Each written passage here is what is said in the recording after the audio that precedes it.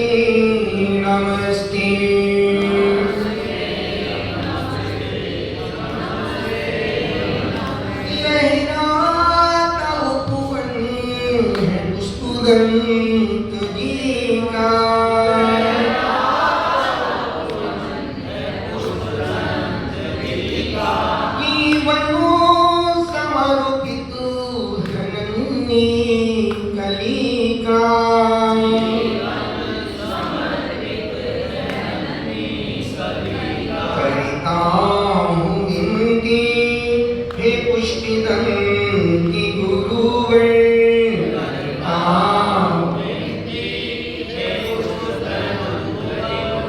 खिलालो कली को महकते महकते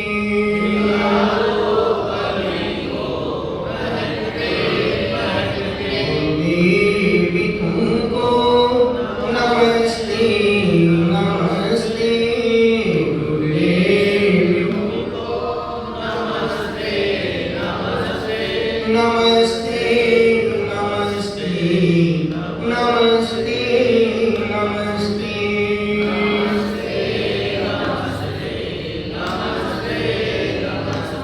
नहीं पार पाया किसी ने तुम्हारा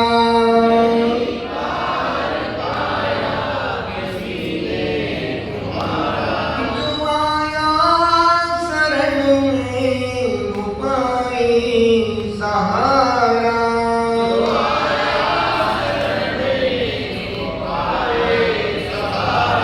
विमल सिंधु गहरा हो छोटी नदी सा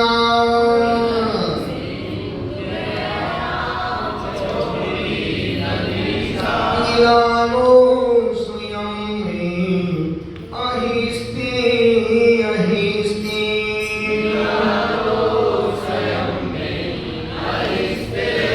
आहिस्ते गुरुदेव तुमको नमस्ते नमस्ते गुरुदेव तुमको नमस्ते नमस्ते नमस्ते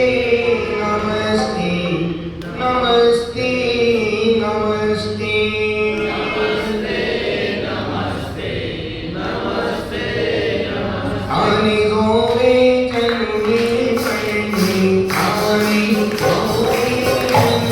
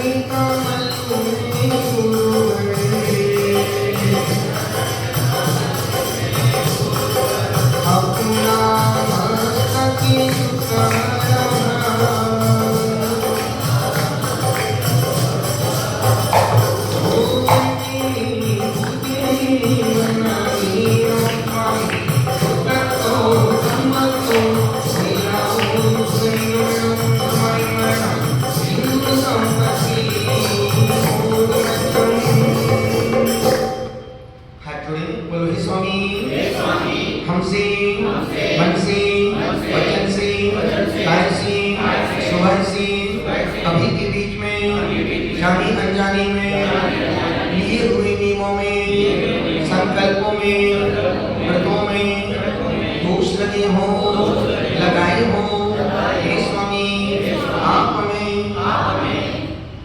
आज का प्रायश्चित देकर शुद्ध करो। जिसे शुद्ध होना वो अपने हाथ ऊपर करो। बोलो हे स्वामी हम रात्रि में सोने से पहले नमोकार मंत्र को 10 मिनट पढ़ेंगे। अभी 9 बार नमोकार।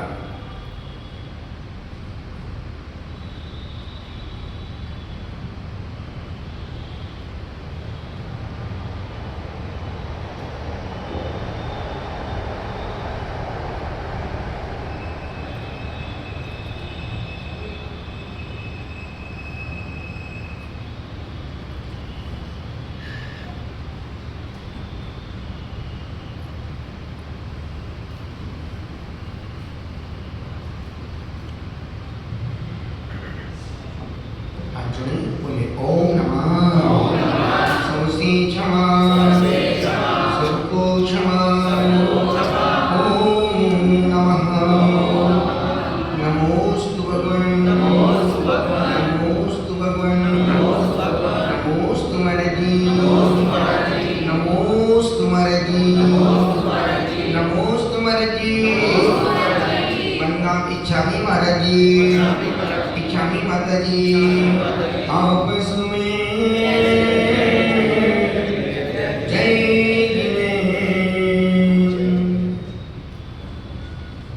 चल रही चैत्र भक्ति के माध्यम से रोज अपन शाम को मिलते हैं, बैठते हैं, भगवान की वाणी को पढ़ते हैं, सुनते हैं, पढ़ाते हैं। और निश्चित जिंदगी में सुबह स्वाध्याय कर रहा था इष्टोपदेश का, उसमें बहुत अच्छी बात निकली कि व्यक्ति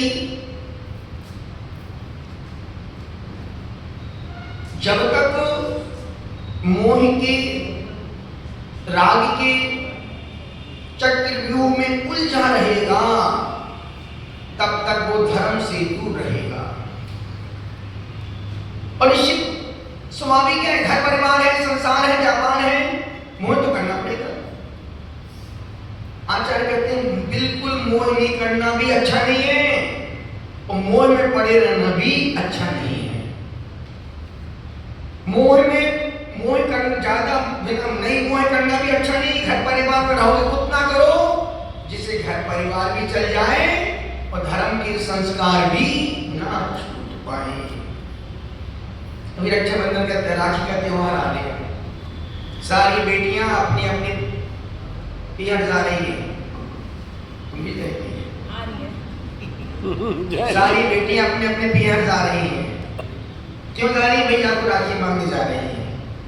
और जो बहन नहीं आ पाएंगी तो भैया को लो बहन राखी बांध दो हमारे हाथ में। और बाकी में ये त्योहार पहले कितना मीठा त्योहार था, इसका लोग इंतजार करते थे। घर का माहौल बदल जाता था, घर में पूरी पकवान गोटे और मोटे कितने सारे पकवान बनते थे। निधि कितने सारे पकवान बनते थे।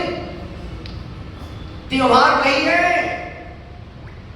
समय भी वही है, लोग बदल गए और भाव बदल गए। पहले जब हम छोटे छोटे थे तो इतनी हमको जितनी जो मिल जाए भैया आगे लोग आपको हम तो राखी बनवा लेते थे। हमारा सब बेटा सोचा राखी जितनी बड़ी राखी उतना अच्छा त्योहार। और जो पिचकी राखी बांधते रहे नहीं तो बेकार इसमें नहीं, बड़ी बड़ी मोटी फूल वाली बांधो, फूल बांधो, बड़ी बड़ी राखी बांधो, उतना लगता था यार सबसे बड़ा त्योहार तो हमारी है। वो त्योहार का समय पहले आती थी, वो शाम का समय कभी हम अक्सर शाम को राखी जब पूरा परिवार इकट्ठा एक साथ हो जाता था, थाली सजती थी, मिठाई, तिलक, हल्दी, चावल, रोली, रुमाल, सब कुछ श्रीफल, पूरा सामग्री तैयार होकर रखी रहती थी। जैसे सब इकट्ठे एक साथ भाई आते थे, पूरा हमने तो बचपन से पूरे परिवार को देखा है। एक यहाँ से सब भाई बैठ जाते थे, बहन माथे पर रुमाल डालती थी, तिलक करना, श्रीफल देना, फिर राखी बांधना और फिर हम लोग पापा से लेकर के ये 50 पैसा जो जितनी चिट्ठी होती थी उतना बहन के ओ इतना मिल गया, मजा आ गया। उस समय बहनों के मन में पैसे का कोई लोभ भाव नहीं रहता था। भैया पूरा और पहले के रिश्ते, पहले की राखियां वो त्योहार जैसे लगते थे। हम लोग जब चतुर्मास था मेरा धूलियान 2003 का चतुर्मास, 2002 का चतुर्मास धूलियान बंगाल में था। रक्षाबंधन साल की प्रवचन करते थे, कथा प्रवचन, और उसका 7 दिन पहले से माहौल बनाते थे। घर से श्रीफल लेके आना, और जब राखी बांधने का दोपहर में समय रखते थे 2 बजे से 5 बजे के बीच, जो परिवार सहित आएंगे उनसे राखी बनवाएंगे। नहीं तो एक अकेली आ रही है, बेटी अलग आ रही है, भैया अलग आ रही है, राखी नहीं, एक साथ परिवार सहित जो आते थे उस समय पिच्छी हाथ में रखो, एक एक परिवार आ रहा है, पिच्छी को हाथ में ले रहा है, एक तिलक कर रहा है, पीछे की डंडी पे रुमाल रखा है, वो रिश्ते, वो संबंध, वो आत्मीयता के, क्योंकि गुरु की पीछे में राखी बांधने का मतलब धागा बांधना नहीं है, बहुत बड़ा कर्तव्य है, वो संकल्प का धागा है। यदि हम गुरु की पीछे में राखी बांध रहे, यदि बहन भाई की कलाई में राखी बांध रही है, तो बहन कह रही भाई मैं यदि आपकी कलाई में राखी बांधूं तो आप मेरे सील की चरित्र की सुरक्षा करना, मैं कभी आपको भटकने नहीं दूंगी, और आप मेरे कदम कभी डगमगाए तो आप मेरे हमेशा सील की रक्षा करना। इसलिए कभी आपने ध्यान दिया हो, अक्सर बहनें रक्षाबंधन के त्योहार पर अपने घर पहुंच जाती हैं। अधिकांश बेटियां अपने अपने घर पहुंच जाती, क्यों? उनकी सील की सुरक्षा ससुराल में नहीं है, पीहर में है, भाई के पास। और बहन कितनी सज धज के भाई के सामने खड़ी हो जाए, बहन कितनी सज धज के खूब सजगत लीपा पोती करके खूब श्रृंगार करके भाई के सामने खड़े हुई, तब भी भाई के मन में उस बहन के प्रति वासना का, कामना का, विकार का भाव नहीं आता है। एक ही भाव कि तो मेरी बहन है, और दूसरी कोई तैयार होकर खड़ी हो जाए, तुरंत मन नेट पर के बाहर चला जाता है। वो समय वो रिश्ते, तो बहन अपने सील की सुरक्षा के लिए अपने पीहर पहुंचा, भैया मेरे सील की सुरक्षा तो मेरे भाई के पास में है।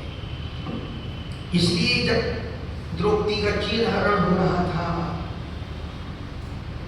उसमें से मन से भगवान श्री कृष्ण भी आते, भैया यदि मेरे सील की रक्षा करना है, मेरी रक्षा करो, मैं इन पापियों के बीच में फंस गई हूं। उससे प्राप्त मन से याद किया था भगवान श्री कृष्ण को, और ऊपर से उन्होंने यूं हाथ किया, तुम सारे खींचते रहो, अब तुम उसका सील नष्ट नहीं कर सकते हो। तो भाई के रूप में द्रौपदी ने भगवान श्री कृष्ण को याद किया था, और बहन सील की सुरक्षा के लिए ही पीहर जाती है, नहीं तो बाकी दिवाली को भी जा सकती है, लेकिन नहीं, सील का दिन, चारित्र का दिन, सुरक्षा का दिन, संयम का दिन। ससुराल में सील की सुरक्षा नहीं है। बहन कितनी भी सज के बहन भाई के सामने पहुंच जाए, पर भाई के मन में उस बहन, सजी धजी बहन के देखने के बाद मन में विकार वासना का भाव नहीं आता है। इतिहास साक्षी है, पति पत्नी भाई बहन तो बने हैं, पति पत्नी भाई बहन तो बने हैं, पर एक भी भाई बहन पति पत्नी नहीं बने। बहुत बढ़िया। इतना पवित्र रिश्ता है भाई बहन का। इतिहास उतार विजय विजया की कहानी, पति पत्नी थे। एक दिन नियम ले लिया मुनिराज से कि जब गुरु जब तक मेरी शादी नहीं होगी, इसमें आजीवन शुक्ल पक्ष के 15 दिन का नियम का पालन करूंगा। शादी के पहले नियम ले लिया लड़के ने, यदि 15 दिन संयम का पालन करूंगा। संजोग कहो लड़का नियम लेके चला गया, बराबर महाराज भाई महाराज दूसरे गांव में पहुंचे, बिहार करते करते प्रवचन दिया, जिंदगी में संयम के बिना जीवन अधूरा है। एक कन्या उठ के आई, स्वामी जी तो नियम दे दो, बेटा क्यों ले गुरुदेव, मैं आज से आजीवन 15 दिन के कृष्ण पक्ष के संयम का पालन करूंगी। अब सोचो, कोई शादी नहीं थी, कोई पहले सेटिंग नहीं होती थी, जैसी आज सेटिंग मोबाइल में हो जाती है, तू निकल मैं भी निकल गया, तू चांदनी चौक पहुंच मैं भी पहुंच गया हूं। पहले ऐसी कोई सेटिंग नहीं थी। पहले सेटिंग के लिए तो 1-1 साल लग जाते थे, 1-1 साल लग जाते सेटिंग के लिए, चिट्ठी पहुंचाने में महीनों गुजर जाते थे। मुकेश कितना कठिन था अपना सेटिंग करना। टीवी के कैमरे की नहीं बोल रही हूँ, चिट्ठी की सेटिंग की बात कर रही हूँ। निवेदन कर रहा हूँ, अब तो मिनटों में सेटिंग, मिनटों में मिलते, मिनटों में संबंध टूट जाते हैं। आय राम गए राम जय जय राम।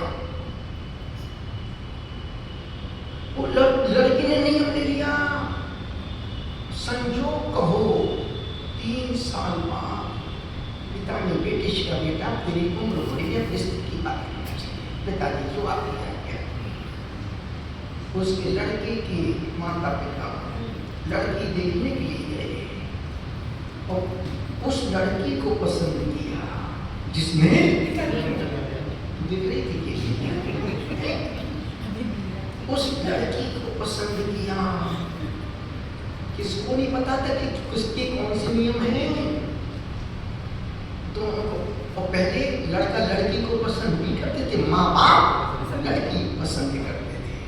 ये तो आज का कल्चर है, पहले बेटा 1 मिनट पहले पसंद कर लो, फिर 1 मिनट साथ में घूम लो, और फिर कौन सी वो शूटिंग होती है, प्री वेडिंग। सब चरित्र की सबसे भ्रष्ट शूटिंग है।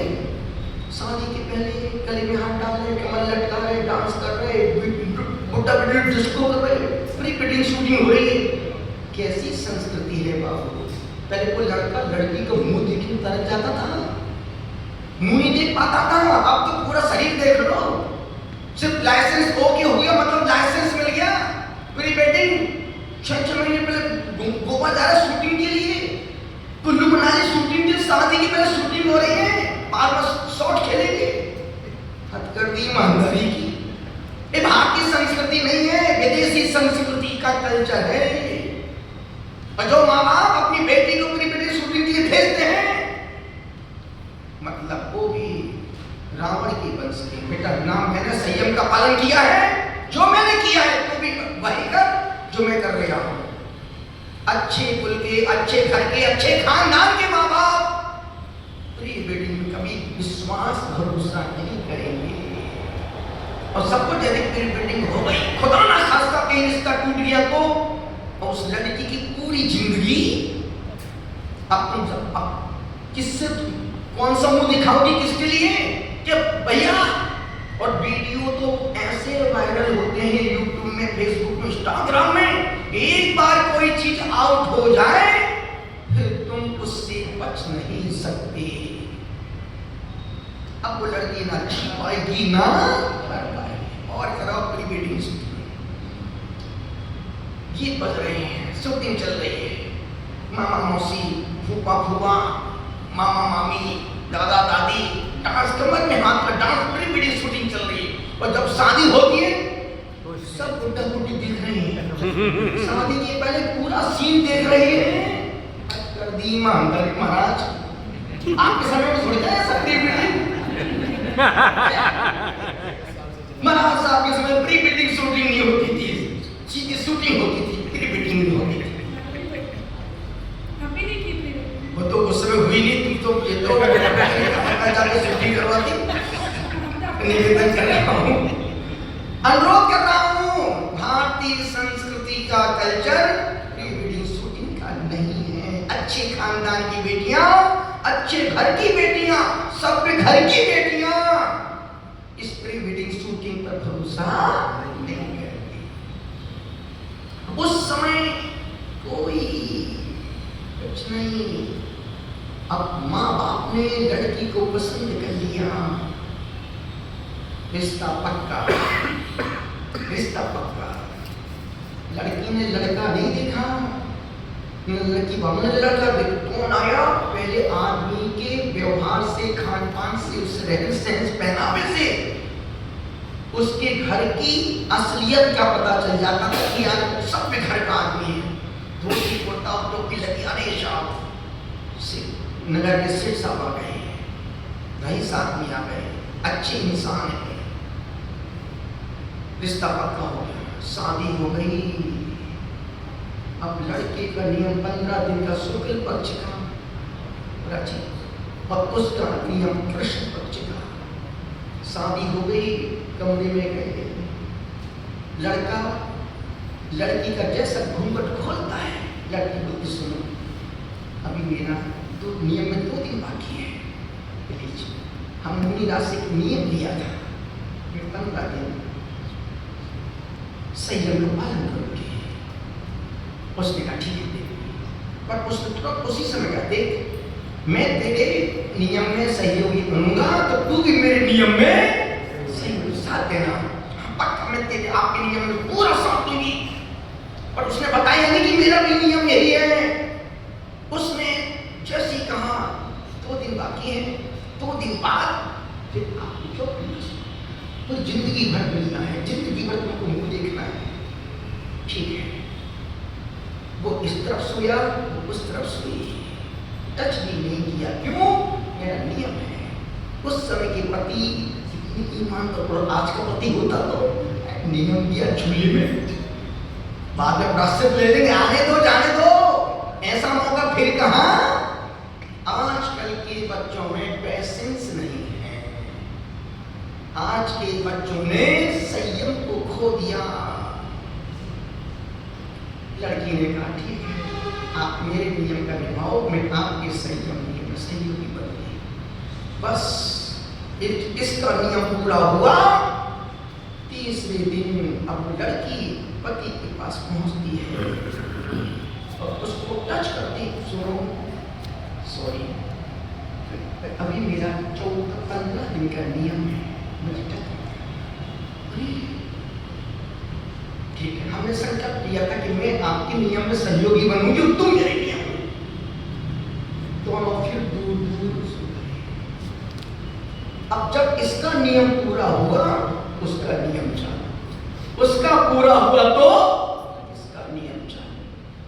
अब दोनों के आजीवन नियम, यदि आज की लड़की को नियम गया है, थोड़ा बोलो वहां पे प्राश्चित ले लेंगे।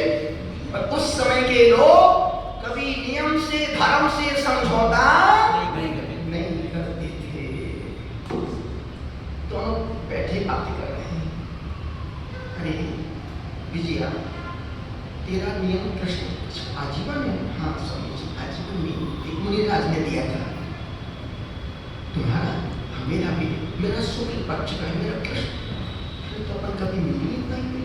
मेरा नियम होगा तब आपका खुलेगा, और आपका खुलेगा तो लाइट चली जाएगी।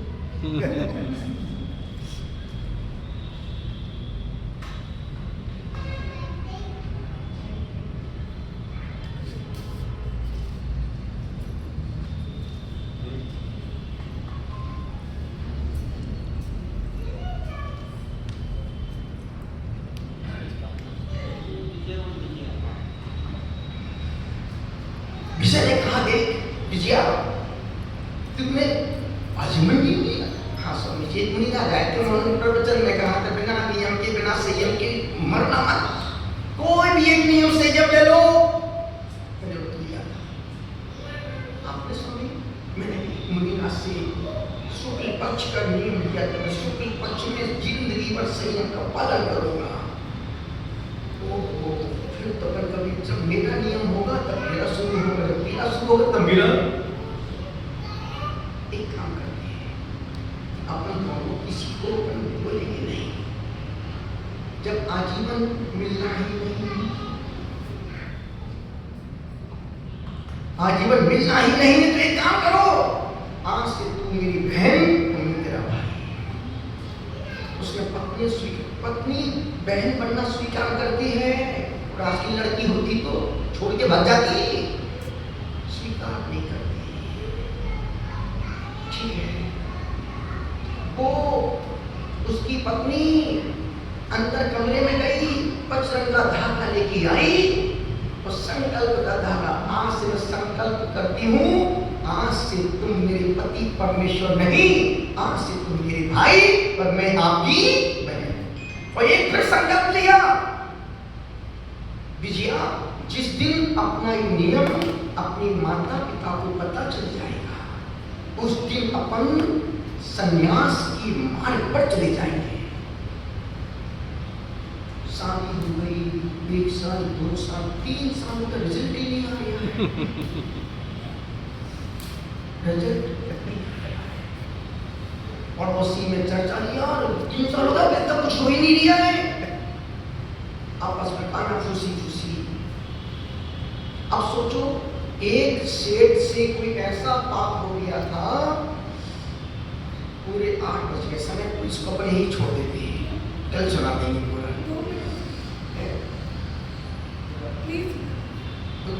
भटकी रह जाएगी फिर वो। एक कहानी, बहुत अच्छी कहानी है, इतनी मन को द्रवित करने वाली कहानी है, भाई 2 मिनट की कहानी नहीं है। अभी दूसरी कहानी इसमें फिर शुरू हो रही है। और एक सेठ से कोई ऐसा पाप हो जाता है, वो भी उन्हीं मुनिराज के पास गया, वो सेठ, नगर सेठ, कि गुरुदेव मुझसे ऐसा पाप हो गया, मैं क्या करूं, मुझसे ये नियम टूट गया था, मैं क्या करूं? तो वो मुनिराज कहते हैं, एक दिन में तुम 16,000 इतने 1000 मुनि को आहार दान दोगे तो तुम्हारा उस व्रत टूटने का प्रायश्चित पूरा होगा। वो अंक मुझे याद नहीं आ रहा कितने, यदि तुमने इसके नियम तोड़ा है तो इसका प्रायश्चित एक दिन में तुम, गुरुदेव एक दिन में ऐसा कैसे होगा, इतने मुनि राज 8,000 मिनट तुम्हें कैसे आहार दूंगा? सेठ जी, एक तुम्हारे नगर में एक ऐसे दंपत्ति रहते हैं जो संयम का पालन, पति पत्नी है और संयम का पालन कर रहे हैं। यदि तुमने उनका भोजन अपने घर में करा दिया तो तुम्हें 8,000 मुनियों को आहार दान देने का फल मिलेगा। इसको हम नहीं रोकते क्योंकि समय अभी इसमें आधे घंटा बड़ी आनंदवर्धक है, इसमें मैसेज बहुत है, इसमें संदेश बहुत है, इसमें शिक्षा बहुत है। सिर्फ मुझे कहानी को समाप्त नहीं करना है, इस कहानी के पूर्ण रहस्य को आपके अंदर तक पहुंचाना है। बस उस मुनिराज ने, उस सेठ ने कहा, मुनिराज सेठ ने पूछा कि गुरुदेव एक दिन में कैसे 8,000 को आहार दूंगा? तुम्हारे नगर में एक ऐसी दंपत्ति रहती है जिनका नियम है। मैं कैसे पहचानूंगा कि मेरे कौन से दंपत्ति हैं? तुम अपने घर में काम करना, जितनी दंपत्ति हैं सबको भोजन के लिए इनवाइट करना, सबको भोजन के लिए इनवाइट करो, अपने किचन में काला कपड़ा बांध देना, और जिस पति पत्नी के भोजन करने के बाद वो कपड़ा सफेद हो जाए, मान के चलना कि यही दंपत्ति है जिनको तुमने आहार कराया और 8,000 मुनियों को आहार देने का फल मिल गया। अब उसने मेरे सुनाने का मन कर लिया क्योंकि इतना अच्छा प्रसंग चल गया है, वो लाइव में सब सुन रहे हैं, सब सुन रहे हैं। अब वो सेठ बोलते हैं गुरुदेव कैसे संभव? सब संभव है। अब सेठ निकल गया, संपूर्ण जितनी दंपत्ति थे जिनकी शादी को 5 साल 7 साल हुए थे, सबको इनवाइट किया, सबका भोजन करवा दिया। कपड़ा सफेद से काला, काला से सफेद कपड़ा नहीं हुआ। वो सोच रहा था कि यार मेरा प्रायश्चित, तुम्हारे सब भोजन तो सबका, तो दंपत्ति बचे थे, एक और पति पत्नी आए, उनका भी भोजन, अब तो वो भोजन नहीं थे, ऊपर कपड़ा देखे उसका पूरा गोल, पूरा फोकस भोजन पर नहीं था, दंपत्ति पर नहीं था। सफेद हुआ कि नहीं, अभी पूरा काला ही है, सौंफ से सौंफ इलायची भी खा ली, अभी तक कपड़ा काला है। अंतिम दंपत्ति को बुलाया, दोनों पति पत्नी बिल्कुल सहज भाव से सेठ के घर पहुंचे। कभी जब पहले चाबी का गुच्छा होता है ना, 2 3 4 5 चाबी ताला, कभी अंतिम चाबी से ताला खुल जाता है। बस जैसी वो दंपत्ति उसके सेठ के घर गए, पैर धोए, पहले के लोग डायरेक्ट सीधा भोजन करने नहीं बैठते थे, चप्पल हाथ पैर धोते थे, कुल्ला करते थे, फिर जाकर के भोजन की सीट पर बैठते थे, और वो भी भोजन कुर्सी पर नहीं करते थे। कुर्सी पर करने वाले शरीर देखो कैसे गोबर जैसे हो रहे हैं, फैल रहे हैं शरीर। नीचे जमीन पर बैठ के भोजन करोगे कभी भी शरीर गोबर जैसा नहीं फैलेगा, न मुर्दों जैसा शरीर रहेगा, शरीर जैसा रहेगा। और आपको देखना कि मेरा शरीर नेटवर्क में है कि नेटवर्क के बाहर जा रहा है। आप एक आज घर में जाके प्रैक्टिकल करना, उखरू बैठ के क्या बोलते हैं जो हमने तो मोजी पहने भैया, जो भी पहनते वो पहन के देखना कुकरू बैठ के। यदि आप उस प्रयोग में सक्सेसफुल हैं, आपको इस शरीर से फिट है, डॉक्टर की पास जाने की कोई आवश्यकता नहीं है, और नहीं पहन पा रहे तो आपको योग प्रणाम करना चाहिए। रोज 1 घंटे का समय शरीर को तो अंत पूरा शरीर तुम्हारा शरीर नेटवर्क के बाहर निकल जाएगा। अब वो दोनों दंपत्ति घर पहुंचते हैं, हाथ पैर धोए, पैर धोए, अपने रुमाल से अपने आसन, उसको से तो समझ में तो आ गया कि यार कुछ ना कुछ एक भी दंपत्ति इस प्रकार से हाथ पैर धो के अंदर नहीं आए, सिर्फ एक दंपत्ति अंदर आए, पाटे पे बैठ गए, दोनों पाटे पर बैठ गए, भोजन की थाली परोसी, भोजन हो गया, अभी भी कपड़ा सफेद नहीं हुआ।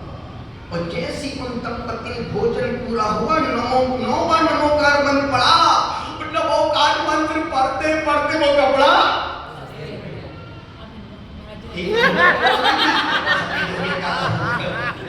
इसके घर में खाना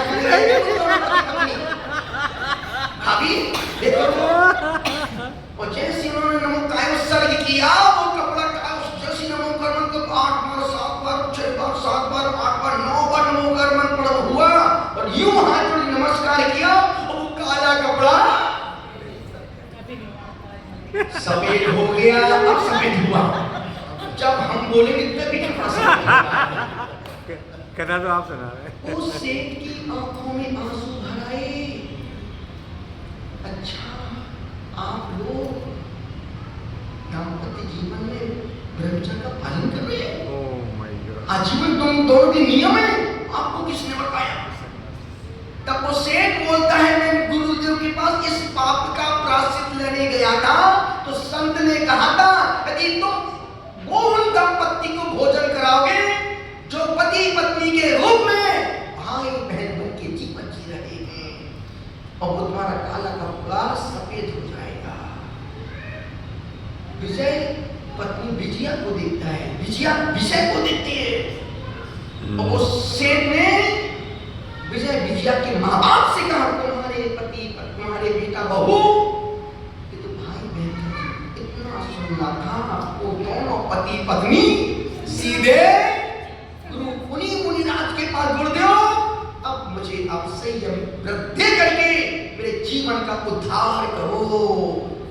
सोचो, वो विजय विजया की कहानी, एक नियम से कभी समझौता नहीं किया, और आज का व्यक्ति, दिगंबर जैन व्यक्ति सबसे पहले अपने नियम में गलियां खोजेगा। यदि हमने नियम दे दिया, आज दर्पण में मुंह नहीं देखना, तो गलत थाली में देख के आएगा, मोबाइल में देख लेगा, सामने बैठे बड़े विशेषज्ञ यही आइडिया। यदि नियम दे, आज रात को तकिया नहीं लगाना, तो हमारी निधि कंबल लगा के सो जाएगी। तकिया का नियम, कंबल तो लगा ही सकते हैं, एक कंबल वाले हैं। निवेदन इतना सा कर रहा हूं, जितनी जल्दी गलियां धर्म के मार्ग में जैन व्यक्ति खोजता है, इतना धर्म के मार्ग में मुसलमान गलियां नहीं खोजता। यही कारण कि इतना धर्म ध्यान पूजा पाठ करने के बाद तुम दुखी परेशान हो। तुमने एक भी नियम भीतर की उमंग से, भीतर की तरंग से, भीतर के उत्साह से, एक यदि तुम रात में भोजन नहीं करते हो तो दबाव प्रभाव से नहीं करते हो। तुमने कभी गलत को गलत समझा ही नहीं, इसलिए नहीं करते हो कि अरे यार ठीक है, वो तो बोलते रहते, अपना काम सुनने का, उनका बोलने का, जब मन में आए तब खाओ, सीधे अंदर रख जाओ। और ध्यान रखना, तुम्हारे खाने चुने खाने से साधु संतों को नरक मोक्ष कुछ भी नहीं मिलेगा। यदि गुरु बोलते हैं तो पंडित दौलत कहे, सीख गुरु करुणा था, गुरु करुणा के वशीभूत होकर के भक्तों को उद्बोधन देते हैं कि तुम कहां भटक रहे हो। देखो 3 उपवास, 2 उपवास वाले बैठे हैं। आज महाराज साहब का चेहरा देखो कैसा चमक रही है, कैसे उनकी उपवास परसों पढ़ना परसों होगा। परसों पढ़ना होगी। सोचो तुमसे एक आसन में तुम्हारी जमीन में दिख जाते, तुम्हारा हाथ होते हैं कमजोरी के कारण से, पैर को कोई उठाता है, चलो भाई मंदिर चलो, तुम्हारा शरीर है कि अस्पताल। आचार्य कहते इतना भी तुम लाचार मत बनो कि एक दिन बिना दवाई के जी भी ना पाओ। बस यही पराधीनता का सबसे बड़ा दुख है। कोई दवाई नहीं, कोई मेडिसिन नहीं, कोई डॉक्टर कुछ नहीं, फिर भी देखो हंसते मुस्कुराते हुए नहीं तो इस उम्र में डॉक्टर के आदमी चक्कर काट के जीवन काट देता है। यहाँ कोई डॉक्टर का नाम निशान नहीं, ना कोई बैग बुलाते हैं, ना कोई कुछ नहीं। किस लिए? सब राम भरोसे जो रहे पर्वत पे हरियाए। बस इतना विश्वास है, जिसने दांत दिए हैं वो दाना भी देगा, जिसने चोंच दी है वो चूना भी देगा, जिसने आंत दी है वो अनाज भी देगा, जिसने उपवास दिए हैं वो करने की शक्ति भी। इसलिए माँ बाप सोचते हैं कि बेटे दो बेटे जन्म दिए महाराज कैसे, कुछ नहीं। हर व्यक्ति अपना नसीब लेके यहाँ पर आता है। माँ बाप निमित्त बनते हैं और सातों खुद बच्चों को अपना करना ही पड़ता है। इसमें तुम्हारा अपना कोई रोल, तुम सिर्फ निमित्त बने, पर पुरुषार्थ तो ध्यान रखना, जब खुद का पुण्य काम आता है तभी जिंदगी में सफलता मिल पाती है। ये लोग प्रश्न करते महाराज मंदिर जाने से क्या होगा? बेटा मंदिर जाने कुछ नहीं होगा, पर बिना मंदिर के भी कुछ नहीं होगा। भोजन करने से क्या होगा? एक प्रश्न पूछो, बोलो हाँ। खाना क्यों खाते हैं? हाँ, भोजन क्यों करते हैं? चल छोड़, पानी क्यों पीते हैं? पानी क्यों पीते हैं? प्यास बुझाने। तो क्या पानी से प्यास पीने से पानी प्यास बुझती है क्या? फिर दिन में 10 बार पानी क्यों पीते हो? यदि प्यास पानी से बुझती है तो फिर बार-बार पानी क्यों पी रहे? इसका मतलब पानी से प्यास नहीं बुझ रही है। और बुझ रही है, कहीं आग लगे पानी डाल दो, अब वहां आग नहीं लगेगी। क्यों? बुझ रही है। पानी पीने से यदि प्यास बुझती तो फिर बार-बार पानी क्यों? दिन में 50 बार पानी, तो हर आधे घंटे 2 घूंट पानी पी रहे हो। इसका मतलब पानी पीने से प्यास नहीं बुझती है, तृप्ति मिलती है कुछ क्षण के लिए। पर प्यास, यदि पानी से प्यास बुझती तो बाप रे बाप, अभी तक अंकित भाई ने 40-45 साल उम्र में पानी बिस्लरी बॉटलों को खाली कर बड़े ढेर लगा दिए होंगे और खा के बड़े बड़े गोदाम खाली कर दिए, पर छोटा सा पेट नहीं भर पाए। कितना बचपन से खा रहे हो, आज तक तुम छोटा सा पेट नहीं भर पाए, ना पेट भर पाए ना अपनी तिजोरी भर पाए। भगवान ने 2 छेद दिए, इनकमिंग आउटगोइंग। यदि भगवान इनकमिंग देता, आउटगोइंग नहीं देता तो तुम काजू किशमिश पिस्ता खाते, सिर्फ कर लेते साइड में। अरे इतने महंगे कौन से यार, कौन निकाले, कौन जाए? क्योंकि आदमी सिर्फ त्याग के नाम पर दिल से मल का ही त्याग करता, पैसे का त्याग दिल से नहीं करता है। रोते रोते सुनते करेगा। जितने उत्साह से व्यक्ति गोलियां बोलता है, क्या उतने उत्साह से पैसे जमा करता है मंदिर में? नहीं करता। फोन करना पड़े, भैया फोन करो, भैया भैया पैसा जमा, हाँ कर रही हूँ। जब करना ही है तो क्यों रो के करना? जब देना ही है, सामने से बहुत भैया जमा करो। कमेटी फोन करना पड़ता, भैया अभी तक पैसा नहीं आया, 2 महीने हो गए, 1.5 महीने परीक्षण आने वाला है। अच्छा, ऐसा दान देने के बाद भी दान का फल नहीं है। जिस कार्य को रोते रोते करोगे उसका फल भी रोते रोते ही मिलेगा। जिस कार्य को आनंद के साथ, उत्साह के साथ, उमंग के साथ, तरंग के साथ, आनंद के साथ करोगे उसका फल भी। इतने साधु बैठे हैं, साधी साधु में एक भी उपवास में रोते धोते कभी देखा? उपवास में महाराज जी पड़े हो, पेट दुखे, माथो दुखे, कमर दुखे, घुटनों दुखे, कहीं करो। किसने कहा था उपवास करो, खाना आहार करो? एक भी ना कोई नौकरी सब बिना निर्जल उपवास। और इस संघ की सबसे बड़ी खासियत है 1, 3, 4 उपवास तक तो साधु निर्जल उपवास कर लेते हैं। यदि कोई लंबी साधना है तो वो मजबूरी है कि बीच में पानी जल लेना पड़ता है। और 1, 2, 3 में तो है कुछ नहीं। अब तो इस संघ में उपवास बच्चों जैसा खेल हो गया है। भैया हमारी बड़ी माता महाराज जी, माता जी के घर उपवास चल रहा, महाराज जी पति नहीं चलता, आज हाथ किया कि उपवास है, आज पति नहीं चलता है। और तुम उपवास कर तो 2 दिन पहले तुमको उपवास के पहले 2 दिन पहले कमजोरी आने लगती है। और जब उपवास होता तो 3 लोग तुमको मंदिर लेके जाते हैं गाड़ी में डाल के, चलो दर्शन कर लो, ढोक लगा तो फिर बादाम का हलवा तैयार हो रहा है। निवेदन कर रहा हूं, तुमसे कुछ नहीं होता है, तुमसे कुछ नहीं होता है, टीना कुछ नहीं होता है, टीना कुछ नहीं होता है, सिर्फ गोबर गणेश हैं। उठाओ रख दो, बस पूजा करो। गणपति बप्पा भोरिया भरे कला में, हमारे मामा जी बहुत अच्छा गीत गाते हैं, आधुनिक गीत। निवेदन कर रहा हूं, अनुरोध कर रहा हूं, उन दोनों दंपत्ति में हमने कहा ना इतिहास साक्षी है। पति पत्नी भाई बहन तो बने हैं, पर भाई बहन आज तक पति पत्नी नहीं, क्योंकि इतना पवित्र रिश्ता है व्यक्ति का। और जो लोग बोलते ना हमने वो बहन बनाई, वो बहन है पर बहन नहीं है।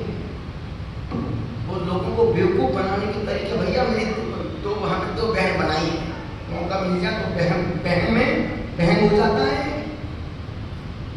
असली रिश्ते खून के ही होते, बनाए हुए रिश्ते तो कभी भी बदल जाते हैं, बनाए हुए रिश्ते कभी भी बदल जाते हैं, पर जो रिश्ते होते हैं वो रिश्ते कभी रिश्ते नहीं है।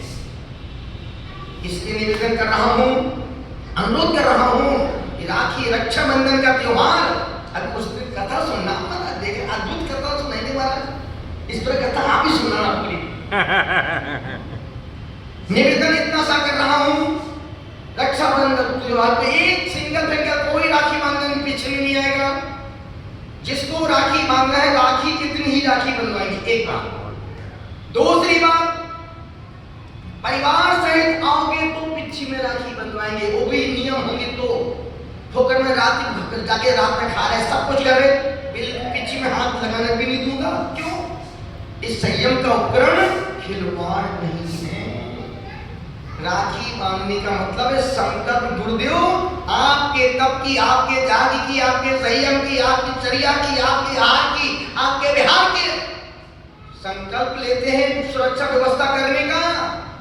आहार में आना नहीं, विहार में चलना नहीं, राखी बनवा लो महाराज, फोकट की क्या है तो राखी बनवा लो। संकल्प लेना है जब कभी, उससे ऐसे कि मुझे नहीं, यदि नगर में कोई साधु आ जाए, और ध्यान रखें जो लाइव सुन रहे हैं, और इस आवाज को देश के कोने कोने तक पहुंचा देना, चलो जी राखी, यदि साधु की पिछी में जिसे राखी बांधना है, उसे संकल्प लेना पड़ेगा कि जब कभी कोई नगर में साधु आएगा, हम उसको लेने जाएंगे, रहेगा तो व्यवस्था करेंगे, और जाएगा तो उसको नगर के बाहर तक छोड़ ले जाएंगे। अन्यथा राखी बांधने से कोई मतलब नहीं।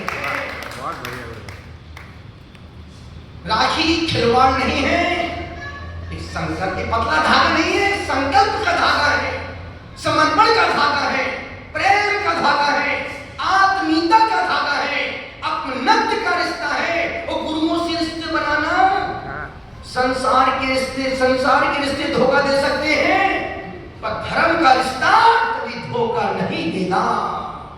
जब संसार साथ नहीं देगा, तब धर्म ही तुम्हारा साथ देगा, गुरु ही तुम्हारा साथ देंगे। इसलिए पर्व के दिन, त्योहार के कोई भी सिंगल में कोई राखी बांधने बिल्कुल नहीं आएंगी, ना कोई साधु सिंगल राखी बंधवा लो, चलते बड़े माँ जी राखी बंधवा लो, पागल है क्या? ऐसी कोई राखी बनती है क्या? चलते बढ़ते और माँ जी राखी बांधो, रोको, पागल क्या? राखी का त्योहार सुरक्षा त्योहार नहीं है। विधिवत थाली लेके आओ, श्रीफल लेके आओ, दीपक लेके आओ, उत्तराखंडी हो, फल हो, अर्घ हो, पहले अर्घ चढ़ाओ, नमस्कार करो, गुरुदेव पिछी में राखी बांधना है। यदि पात्रता होगी तो ही पिछी, अन्यथा मुझे तुम्हारी राखी की कोई आवश्यकता, क्योंकि तुम हमारे संकट में कभी साथ नहीं देते हो। संकट में साथ वही भक्त देते हैं जो 12 महीने 24 घंटे आते जाते रहते हैं। न पगलों को कभी आहार देने आना, न भैया वृत्ति में, न कभी बिहार में राखी बंधवा लो महाराज, काहे राखी बंधवा लो फोकट में। संत तुमसे कोई पैसा नहीं मांगता है, बस भक्त का कर्तव्य बनता है। यदि नगर में कोई भी दिगंबर साधु पिच्ची कमंडल वाले, कोई भी यदि पिच्ची में राखी तुमने बांधी है तो तुम्हारा संकल्प पक्का होना चाहिए। कोई भी साधु किसी पंथ का हो, किसी का शिष्य हो, यदि नगर में आओ, तुम नगर में हो, तो तुम्हारा कर्तव्य फर्ज बनता है उसको लेने जाओ। यदि वो साधु रुकता है उसकी व्यवस्था करो, आहार देना चाहे आहार दो, और आहार देने की पात्रता नहीं है उसका आहार देखो, और आहार देखने का समय नहीं है उसके आहार के समय को टाल करके फिर तुम भोजन करो।